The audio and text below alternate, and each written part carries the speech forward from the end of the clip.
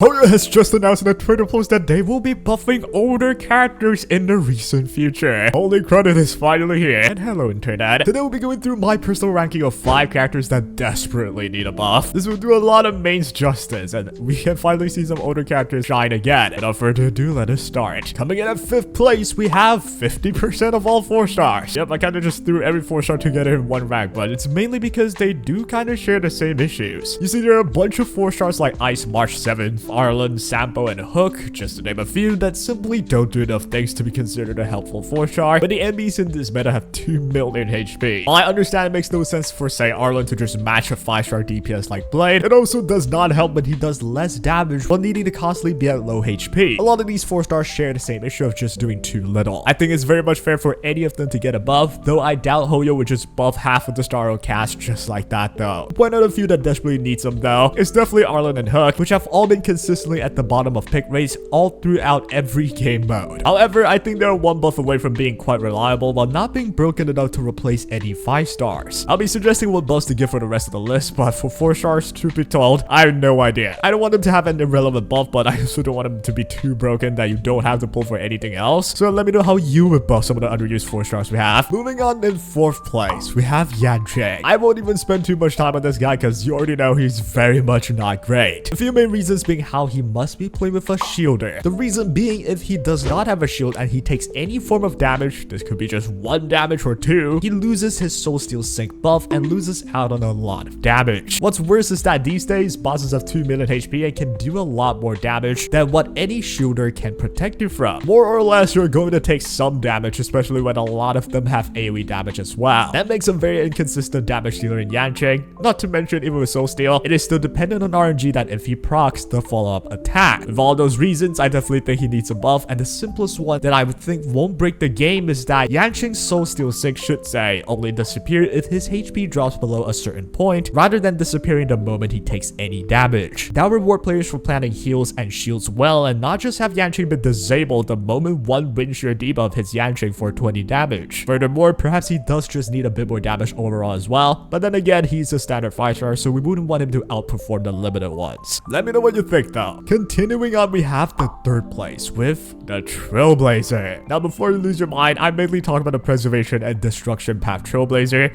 which are both long past their usable period. This one's kind of interesting because on one hand, it makes sense for Trailblazers to be increasingly strong and usable throughout their journey, hence why the Destruction and Preservation Path Trailblazers are a lot more outdated compared to the Harmony and Remembrance ones. However, though, it appears as a waste to me that this basically means people will probably never use some of Trailblazers' available paths, ever. Then again, I think it's so much more fun if there are more variety in the meta, where people can use their preferred version of the Trailblazer if they so want to. And for me personally, dude, I'm mainly talking about just bonking people with a baseball bat. That's my personal dream. It's just too funny. Unfortunately though, there's nearly 0 reason for you to use physical Trailblazer. Even some 4-star physical options like Sushan could do a better job when you ever needed physical DPS at all. And one of the main contributors to that is that physical Trailblazer is kind of a jack of all trades, master of none. And in a game like Star Rail, it is much more often that characters do something very well and the rest of the team will do one thing well to all combine into a really good team. With that said though, I don't know how Trailblazers can be buffed to not be too OP that would lose the need for new characters or even lose the need to swap to the newer paths that we have. Perhaps the older paths just need a whole rework, I'm not sure. But the obvious issue with physical MC is definitely the lack of pure numbers, be it sustainability or damage. On the other hand, Fire MC faces an issue of minuscule and risky team protection, where your shield is very tiny and you don't really have anything against AoE damage. There's only a build where Fire MC utilizes break damage, but with the release of someone like Lingsha and Gallagher, it's more likely to use those instead of a Fire MC. I'm sure you can still use all of these characters if you force it, but let's be honest though, it is just not too great of an experience. Let me know what you got in mind in the comments down below. Moving up next, in 2nd place, we'll be looking at Seela. You know what, this is probably the one that I am dead sure about. You see, Seela started out as OP and then just fine, and recently with Aglaea's release, I shit you not, I immediately lost all reasons to consider using Seela. Aglaea is able to pull up with just as much turns as Seela, yet is able to do even more damage than Seela. Seela, considering we're talking about a memo sprite helping her out as well. Aglaea is even able to deal with multiple enemies without spending a singular skill point, while the same can't be said for Seela. This does make Seela's role really questioned right now for me, and I think the main issue with her is that there's a lack of damage compared to the high skill point usage. It makes one think, why don't I just use Aglaea when she takes nearly no skill points and you just need to spam basics? With all that said, I think it's due time for Seela to obtain a buff as the oldest limited character we have in the game, and a decent buff that I can see for her in my opinion is a skill point regen whenever she defeats an enemy. Her entire shtick is to defeat enemies with her E and then take multiple turns that way. Using her ult and defeating an enemy as well gets the same effect, but in exchange you have to use a skill point every time you want to use your skill, which I think is a drawback to Seela. So for me, the bare minimum for it to be a lot less punishing, especially when planning skill points for supports and heals, is that she wants to get a skill point back when you do defeat a character. But then again though, if you think about the mobs and how tanky they could get these days, like I'm talking about 100k HP to a singular mob, I do think Seela has actually a hard time to even kill those mobs, and I'm not sure if she needs more damage for a buff though. Like I'd love that to happen because I love Seela, but over buffing an older character is the last thing you want happen as well. So in the end, this is more a discussion video to be honest, because the meta have changed so much and they are trying this out for the first time ever, so feel free to let me know what you think. And with Seela out the way, finally, the character that I think needs a buff the most. This is 1000% not biased at all. We have Bailu. Okay, maybe it's a bit biased, but it still makes sense though. Bailu's obvious issue is that she ain't got a way to handle debuffs, and this is an obvious thing that we've already pointed out since a long time ago. And with every bug and medikins out there being able to full control your team, Bailu is not in the best of positions. There's really no problems with her healing capabilities and damage mitigation. It's generally still that she needs a debuff cleanse, and because it's such an obvious and effective solution that I definitely don't think makes her broken, I'm very much with the notion of Bailu being one of the first easy buff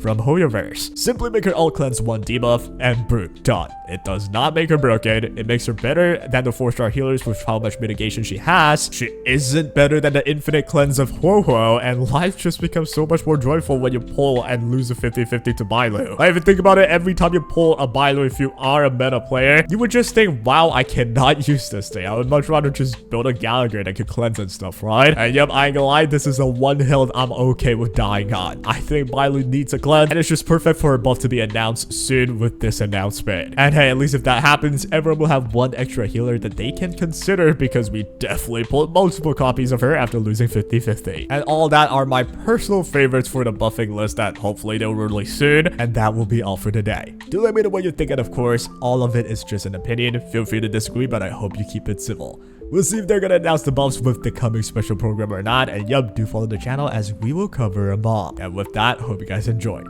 Take care.